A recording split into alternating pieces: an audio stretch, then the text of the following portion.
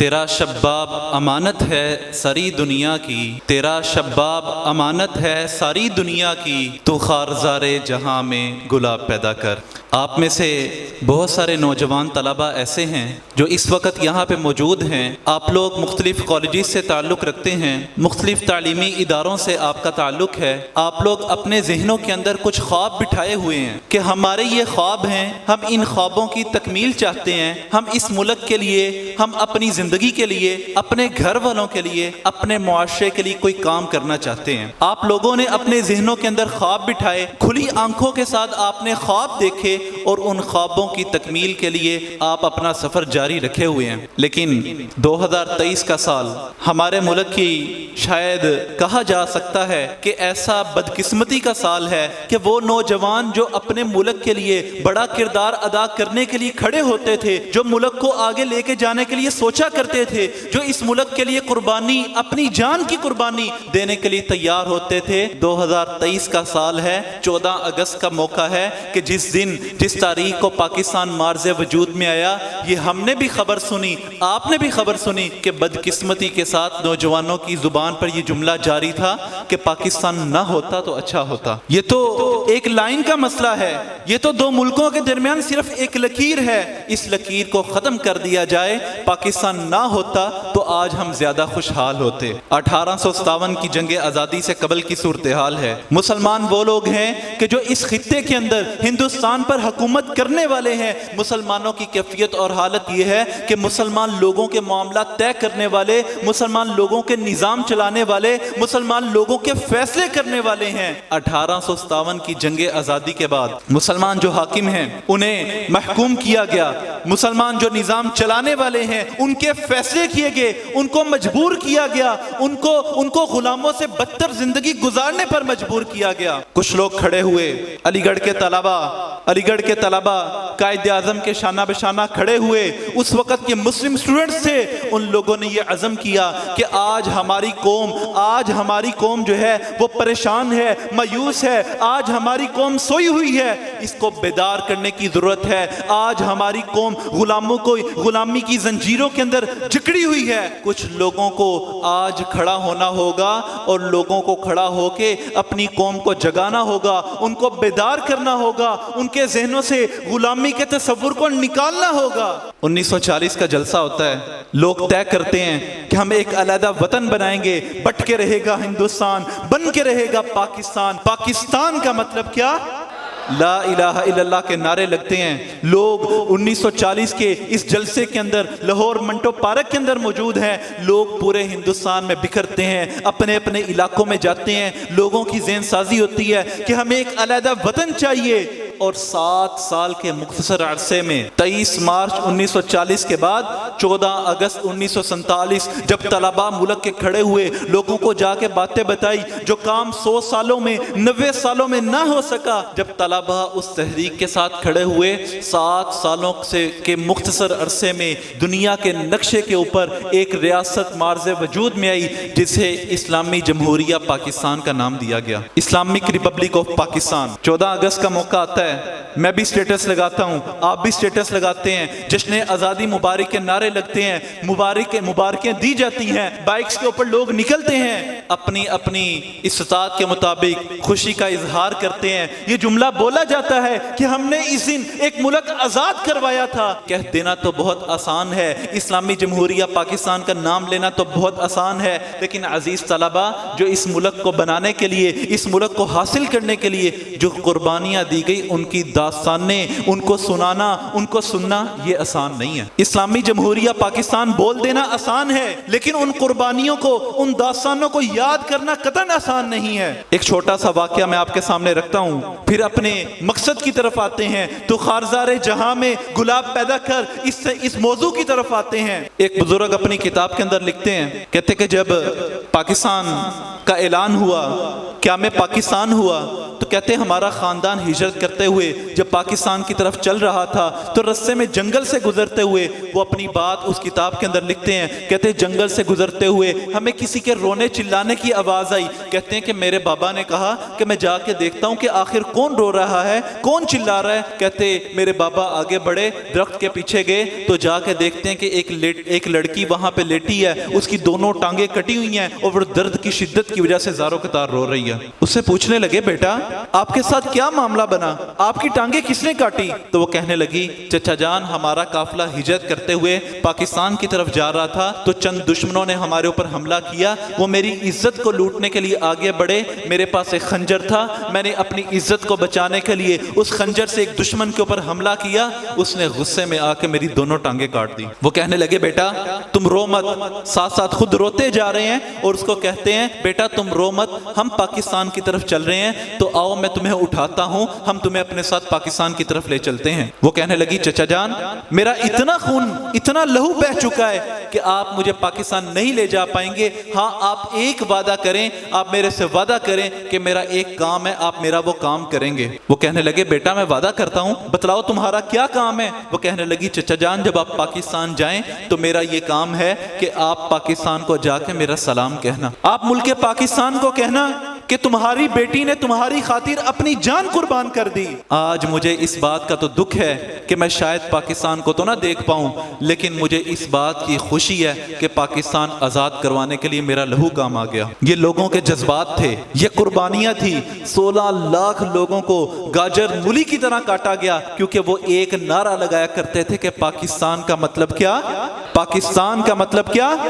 لا الہ الا اللہ۔ یہ ان کا جرم تھا۔ آج 76 سالوں کے بعد ہم لوگ یہ بات کہتے ہیں پاکستان نہ ہوتا تو اچھا ہوتا، یہ جملہ ہم بولتے ہیں، ان داستانوں کو ان قربانیوں کو بھول چکے ہیں۔ عزیز طلبہ نوجوانوں یہ بات میں نے آپ کے سامنے اس لیے رکھی، نظریہ پاکستان کو، آئیڈیالوجی آف پاکستان کو آپ لوگ پڑھتے سنتے رہتے ہیں، میں نے یہ بات آپ کے سامنے اس لیے رکھی کیونکہ میں چاہتا ہوں کہ تو خارزار جہاں میں گلاب پیدا کر کے موضوع پہ ہم آج بات کریں۔ میں اگر چاہوں تو آپ کے سامنے ملک کے مسائل رکھوں، نوجوانوں کے لیے بے روزگاری کے جو مسائل ہیں، تعلیم کے جو مسائل ہیں وہ آج ہم ڈسکس کر سکتے ہیں، لیکن مسئلہ یہ ہے کہ جو باتیں میں آپ کے سامنے رکھوں گا، جو باتیں میں آپ کے ساتھ ڈسکس کروں گا، جو مسائل میں آپ کے سامنے رکھوں گا، یہ تو روزانہ نیوز چینل کے اوپر آپ سنتے رہتے ہیں، یہ آپ دیکھتے رہتے ہیں کہ پاکستان کے اندر آج فلاں مسئلہ بن گیا، پاکستان میں فلاں مسئلہ بن گیا، پاکستان کے حالات اس طرح خراب ہو گئے۔ میں آپ کے ذہنوں کے اندر مایوسی پیدا نہیں کرنا چاہتا، جو بات میں کرنے کے لیے آیا ہوں وہ آپ کے سامنے رکھنے لگا ہوں۔ آج ہمارا مسئلہ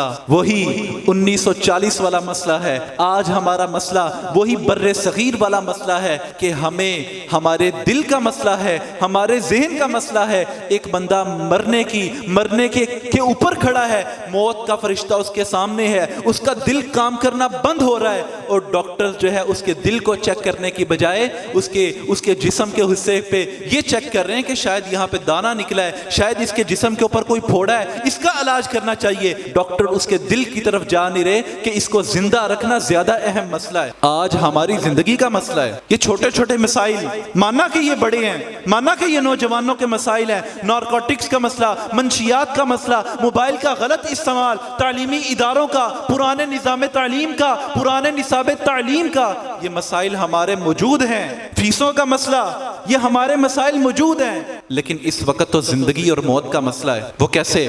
فلسطین کی بات آپ کے سامنے کی گئی ہوگی، اینٹونی بلنکن امریکہ کا وزیر خارجہ ہے، اسرائیل میں جاتا ہے، جا کے وہاں پہ ان کے پارلیمنٹ ہاؤس کے اندر کھڑا ہو کے خطاب کرتے ہوئے کہتا ہے کہ میں یہاں پہ اگر بات کروں کہ میں امریکہ کے وزیر خارجہ کی حیثیت سے آپ کے سامنے آیا ہوں تو یہ بات میں نہیں کرتا، بلکہ میں آپ کے سامنے اپنی پرسنل لائف کے بارے میں بتاتا ہوں، ذاتی حیثیت سے بات کرتا ہوں۔ وہ وہاں پہ اسرائیل کی پارلیمنٹ میں کھڑا ہو کے کہتا ہے کہ میرا دادا ایسا شخص تھا کہ روس نے جب یہودیوں کو مارنا شروع کیا تو میرا دادا ان کی مار سے بچ کے روس سے بھاگا تھا۔ وہ کہتا ہے کہ چونکہ میں ایک یہودی ہوں تو میں یہ بات جانتا ہوں کہ جو حماس نے، فلسطین نے اسرائیل کے اوپر حملہ کیا ہے، یہ صرف اسرائیل کے اوپر حملہ نہیں ہے بلکہ ہر یہودی کے اوپر یہ حملہ ہے۔ ہر یہودی دنیا کے جس जिस भी कोने में हो वो इस हमले को महसूस कर सकता है। कहता है कि हम ये बात जानते हैं कि इसराइल इस वक्त इतनी ताकत रखता है कि वो अपना दिफा कर सके,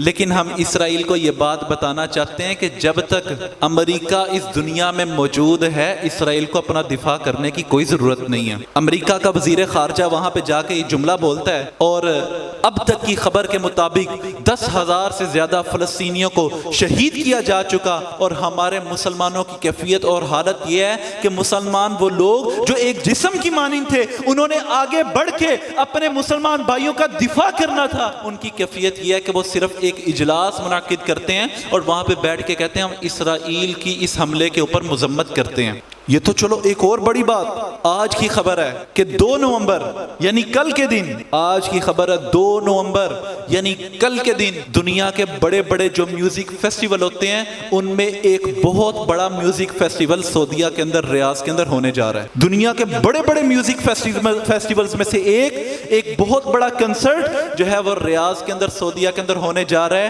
उस वक्त जब आपके मुसलमान बहन भाई जान बचाने के लिए रास्ता तलाश कर रहे हैं, कोई छतरी कोई आसरा तलाश कर रहे हैं, ये वही फिलिस्तीनी थे, ये वही लोग थे कि जब 1998 में आपके मुल्क ने एक एटमी बम तैयार किया था, तो ये बच्चे जो हैं वो जाके इसराइल की फोर्सेस के सामने खड़े होते थे और जाके सीना चौड़ा करके कहते थे अब तुम हमें कुछ नहीं कह सकते। क्यों? क्योंकि now because we are एटमी power, अब हम लोग एटमी पावर हैं, हमारे पास इस्लामी बम मौजूद है, तुम हमें कुछ नहीं कह सकते। लेकिन आज कैफियत कुछ और है, आज हालात कुछ और हैं, आज मामला दुनिया के कुछ और हैं। फलस्तीन का मसला उसको कोई नहीं उठा रहा। वजह क्या है कि भाई दुनिया तो मफादात की दुनिया है, अब तो मुल्क फैसला करेंगे तो मफादात के ऊपर फैसला करेंगे। अजीज तलबा, आप हैरान होंगे कि मैं ये बातें आपके साथ क्यों कर रहा हूँ। आप तो कॉलेज में पढ़ने वाले कॉलेजियस हैं, आप लोग कॉलेज के अंदर पढ़ने वाले, यूनिवर्सिटी के अंदर पढ़ने वाले, स्कूल्स के अंदर जाने वाले तलबा हैं। मैं इंटरनेशनल पॉलिसीज आपके सामने क्यों रख रहा हूँ? क्योंकि मैं जानता हूँ, मुझे यकीन है इस बात का, आप में से वो नौजवान होंगे, आप में वो तलबा होंगे जो इंशाल्लाह आने वाले दिनों के अंदर अपने मुल्क की भागदौड़ संभालेंगे। मैं ये बात जानता हूं, मुझे यकीन है कि इंशाल्लाह इसी मजलिस से लोग निकलेंगे और पाकिस्तान को आगे लेके जाने के लिए किरदार अदा करेंगे। उनकी जान भी इस मुल्क के लिए होगी, उनका माल भी इस मुल्क के लिए होगा, उनका वक्त भी इस मुल्क के लिए होगा, क्योंकि वो इस मुल्क के असल बशिंदे हैं, यानी आप लोग हैं। इसलिए ये बात मैं आपके सामने रख रहा हूं। चलें, ये तो मसला फलस्तीन का था, हम फलस्तीन को क्यों डिस्कस करें? यहाँ पे तो मेरे मुल्क के हालात अपने खराब हैं। आइए अपने मुल्क को डिस्कस कर लेते हैं। दुनिया तो मफादात की है, मुल्क के फैसले तो मफादात के ऊपर होते हैं, हम फलस्तीन के मसले को क्यों पाकिस्तान के अंदर डिस्कस करते हैं? लोगों का ये सवाल बनता है कि भाई आज पाकिस्तान के अपने हालात ठीक नहीं है तो आप फलस्तीन को क्यों छेड़ते हैं? आए मैं पाकिस्तान की बात आपके सामने रखता हूँ। आईसीसी का वर्ल्ड कप है, मैं भी देखता हूँ, आप भी देख रहे होंगे, हम में से हर बंदा मैच देखता है, लेकिन कैफियत और हालत यह है कि अगर मैं सवाल करूं कि भाई इस साल का आईसीसी का वर्ल्ड कप वो और बाकी जितने वर्ल्ड कप हुए उनमें कैफियत और हालत क्या फर्क है, कोई डिफरेंशिएट तो करके बताएं। हम में से शायद चंद एक के जहनों के अंदर ये बातें होंगी कि इस साल का आईसीसी का वर्ल्ड कप इंडिया के अंदर हुआ, इस साल जो है वो पाकिस्तान की टीम जो है वो इंडिया के अंदर जाके खेली, या इस तरह की कुछ बातें करेंगे। लेकिन असल बात जिसकी तरफ मैं आपका इशारा करना चाहता हूं अजीज तलबा, यहाँ पे जिंदगी और मौत का मसला है, यहाँ पे मसला आगे बढ़ चुका है, अब तो सर्वाइवल का मसला आ गया। आपकी टीम जो पिछले चंद महीनों पहले नंबर 1 ओडीआई टीम रही, आपका पाकिस्तानी टीम का कैप्टन जो इस वक्त दुनिया का सबसे नंबर 1 बैट्समैन ओडीआई का, आप लोग जो दुनिया में एक मुकाम रखते हैं अजीज साथियों, स्लो पॉइजनिंग के जरिए आहिस्ता आहिस्ता ग्रेजुअली आहिस्ता आहिस्ता हमारे जहन की कैफियत ये की गई। जो बात मैं आपके सामने रखना चाहता हूं कि इस साल जब हमारी टीम इंडिया के अंदर जाने लगी, कोई आम टीम नहीं है, बहुत बड़ी टीम है, ऐसी टीम है कि इस टीम के मैच के लिए हमारी टीम के मैच के लिए एशिया कप में 2 दिन रिजर्व किए गए कि अगर बारिश हो गई तो दूसरे दिन ये टीम मैच खेल सके। आपकी टीम जाने लगी इंडिया, तो सबसे पहले तो जलील ऐसा किया गया कि उनको वीजे नहीं दिए गए। फिर जब इंडिया पहुंच गई तो पाकिस्तान की एक anchor, sports anchor Zainab Abbas, उसको जलील करके वापस भेजा गया। प्लेयर्स जिनका मुकाम शायकीन की वजह से था, जो معروف اور مشہور شائقین کی وجہ سے ہوئے، جن کے فالوورز شائقین کی وجہ سے بڑھے، جو دنیا میں اپنے شائقین کی وجہ سے مانے جاتے تھے، جب شائقین نے کہا کہ ہم بھی میچ دیکھنے انڈیا میں جانا چاہتے ہیں تو ان کو ویزے نہیں دیے گئے۔ پوری دنیا کے اندر اگر کوئی غیرت مند قوم ہوتی تو اس کو اپنی ذات کے اوپر تصور کرتی کہ یہ ہماری ذات کے اوپر اٹیک تھا۔ ایشیا کپ کا پاکستان ہوسٹ بنتا ہے تو پاکستان کے اندر انڈیا کی ٹیم نہیں آتی، لیکن جب انڈیا ہوسٹ بنتا ہے تو ہماری ٹیم باغی باغی جاتی ہے۔ پتہ بھی ہے کہ ورلڈ کپ نہیں جیت پائیں گے، پھر بھی باغی باغی جاتی ہے۔ ہم کہتے ہیں چلو یہ تو سپورٹس کا معاملہ ہے، لیکن بھائی یہ سپورٹس سے آگے بڑھ کے غیرت کا مسئلہ ہے۔ جب آپ کی ٹیم وہاں پہ جاتی ہے اور ان سے پوچھا جاتا ہے کہ انڈیا میں کیسا فیل کر رہے ہیں، کہتے ہیں حیدرآباد کی تو بریانی بہت مزیدار ہے۔ آپ کو یہاں پہ لوگوں نے کیسے ویلکم کیا؟ ہمیں تو یہاں پہ بہت اچھا لگا۔ اور بھائی جو آپ کو یہاں پہ ویلکم کیا، آپ 25 کروڑ لوگوں کے نمائندے ہیں۔ پوری پاکستانی قوم کی کیا کیفیت کی گئی، پوری دنیا میں کیا حالت کی گئی کہ آپ کو فرق ہی نہیں پڑا کہ آپ کی ٹیم دوسرے ملک کے اندر کھیلنے جاتی ہے، پوری دنیا سے لوگ وہاں پہ دیکھنے میچ آتے ہیں، لیکن آپ کے ملک کے لوگوں کو ویزا نہیں دیا جاتا۔ لیکن کون بات کرے گا، کون اس کے اوپر بات کرے گا؟ یہ تو غیرت مند قوموں کا سوال کرنا بنتا ہے۔ وہ لوگ جن کی غیرت ہی نہیں ہے، جن کے ضمیر سے ان کی غیرت نکال دی گئی، وہ کون سوچے گا کہ بھئی ہمارے ساتھ دنیا میں بنا کیا؟ آپ بتائیں نا، اگر پاکستان کی ٹیم میچ کھیلنے سے انکار کر دیتی، نہیں ہم نہیں جائیں گے، ہمارے ملک کے لوگوں کے بغیر ہم انڈیا نہیں جائیں گے، پوری دنیا کے اندر پاکستان کی ٹیم کا امیج ایسے بلڈ اپ ہونا تھا، یہ تو غیرت مند قوم کے لوگ ہیں۔ آئی سی سی کا سب سے زیادہ نقصان پاکستان کے نہ کھیلنے کی وجہ سے ہونا تھا، کیونکہ سب سے زیادہ ٹکٹیں پاکستان اور انڈیا کے میچ کی بکتی ہیں۔ لیکن نہیں، ہم نے کبھی سوچا ہی نہیں کہ یار ہم ایک قوم بھی ہیں، ہمیں ایک قوم کی شکل میں آگے بڑھنا ہے۔ عزیز طلبہ، مسلم اسٹوڈنٹس لیگ کا یہی پیغام ہے، یہی پیغام لے کے میں آپ کے پاس آیا ہوں کہ ہم وہ لوگ ہیں کہ جنہوں نے انشاءاللہ لوگوں کو، طلباء کو، نوجوانوں کو یہ بات بتانی ہے۔ مسلم اسٹوڈنٹس لیگ کا یہی ویژن اور یہی مشن ہے کہ جو قائد اعظم کے ساتھ رہنے والے لوگ تھے کہ ہم وہ لوگ ہیں، آپ وہ لوگ ہیں جو انشاءاللہ اس ملک کے معمار ہیں، اس ملک کا مستقبل ہیں۔ آپ وہ نوجوان ہیں جنہوں نے انشاءاللہ اس ملک کو بہتر کرنے کے لیے کردار ادا کرنا ہے۔ کہیں انشاءاللہ۔ تو مسلم اسٹوڈنٹس لیگ کا پیغام لے کے میں آپ کے پاس آیا ہوں کہ آئیں، اگر آج میرے اور آپ کے ملک کے حالات خراب ہیں تو ان حالات کو ہم نے مل کے ٹھیک کرنا ہے، ان حالات کو ہم نے مل کے ٹھیک کرنا ہے، کیونکہ یہ ہمارا اپنا گھر ہے اور اپنے گھر کے حالات خود بہتر کیے جاتے ہیں۔ ایک بہت مشکل بات کرنے لگا ہوں، لیکن اگر آپ اس کو قبول کر گئے، اگر آپ اس کو اپنے ذہن میں بٹھا گئے تو مجھے یقین ہے کہ انشاءاللہ آپ پاکستان کے لیے بڑا کردار ادا کریں گے۔ مشکل بات ہے عزیز طلبہ، نوجوانوں، مسائل ڈسکس نہیں کر رہا میں تو زندگی اور موت کا مسئلہ بتا رہا ہوں۔ عزیز طلبہ، یہ جو ہمارے سیاستدان ہیں یہ ہمارے سیاستدان نہیں ہیں، یہ جو ہمارے لیڈرز ہیں یہ ہمارے لیڈرز نہیں ہیں۔ اصل تو پاکستان کے ہم لوگ ہیں، پاکستان کے نمائندے ہم لوگ ہیں، جو اس حال میں بیٹھے ہوئے لوگ ہیں، جو اس ضلع سے تعلق رکھتے ہیں۔ پاکستان کے مالک تو یہ لوگ ہیں، وہ لوگ پاکستان کے مالک نہیں ہیں۔ یہ جو خاندان ہمارے اوپر مسلط ہیں کہ جب جی چاہا، جب حالات مشکل ہوئے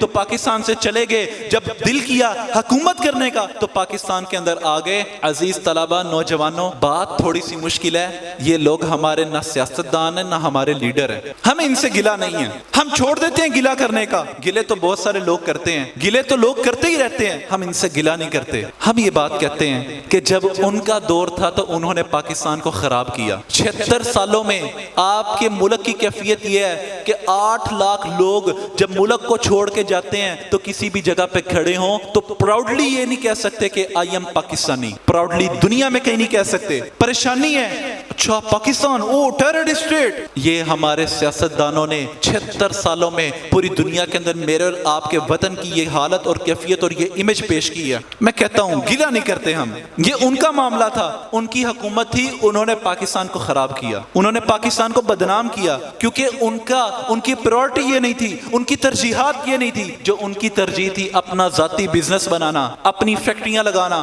اپنی انڈسٹری لگانا، وہ اس میں کامیاب ہوئے۔ میں یہ بات کہتا ہوں عزیز طلبہ، آج ہمارا دور ہے، ہم کیا چاہتے ہیں؟ ہم آنے والی نسل کو کیسا پاکستان دکھانا چاہتے ہیں؟ اگر ہم چاہتے ہیں کہ آنے والی نسل اسی حال کے اندر بیٹھی ہو، آج سے 25 سال کے بعد کچھ لوگ یہاں پہ بیٹھ کے ڈسکس کر رہے ہوں کہ پاکستان کے حالات تو بہت خراب ہیں، حالات تو بہت پریشان کن ہیں، یہاں پہ تو گزارا نہیں ہے، تو جاری رکھیں جیسے چل رہے ہیں، جیسی روٹین ہے چلتے جائے، کوئی فکر کرنے کی ضرورت نہیں ہے۔ یہ میں آپ کو تنبیہاً یہ بات کہہ رہا ہوں کہ ہم اپنے بڑوں سے سنتے ہیں, بڑے یہاں پہ موجود ہیں, ہم اپنے بڑوں سے سنتے ہیں کہ جب وہ چھوٹے تھے تو حالات بہت اچھے تھے, جب وہ چھوٹے تھے تو حالات بہت اچھے تھے, اب حالات خراب ہیں. اگر وہ چھوٹے تھے حالات بہت اچھے تھے, آج حالات خراب ہیں, تو 25 سال کے بعد حالات مزید بدتر ہونے والے ہیں. اگر حالات کو ٹھیک کرنا ہے, اگر ملک کو اچھی نسل کو, آنے والی نسل کو اچھے ملک کے اندر آنکھیں کھلوانی ہیں, ان کو اچھا باوقار اور خوشگوار معاشرہ دینا ہے, تو ہم سب کو مل کے کوشش کرنا ہوگی.